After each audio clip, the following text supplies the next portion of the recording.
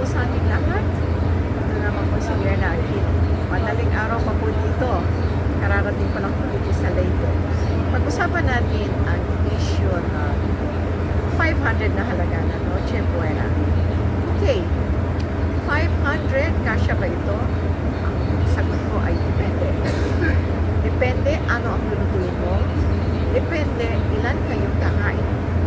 Okay, 500, gusto mong magluto ng isang ulam, pwede yung isang putahing ulam.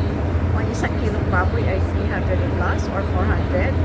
So tama lang yun. At yung 100 ay pang gulay-gulay o panghalo doon, ano? So isang putahe lang siya.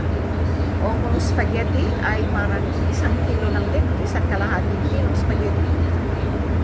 Masasabi natin na talaga ito ay pwede sa isang putahe lang.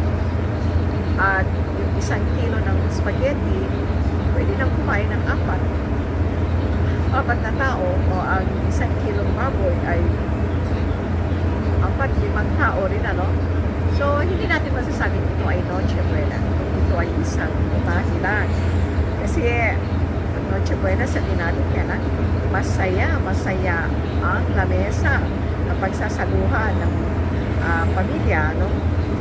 So, hindi natin masasabi na mag Noche Buena 500 pesos. Kaya, please naman, dagdagan nyo naman. Kasi kung sa panahon nga ng eleksyon, ako, bumabaha ang pera. Libo-libo. Diba? Dapat mas masayang Pasko kaysa eleksyon.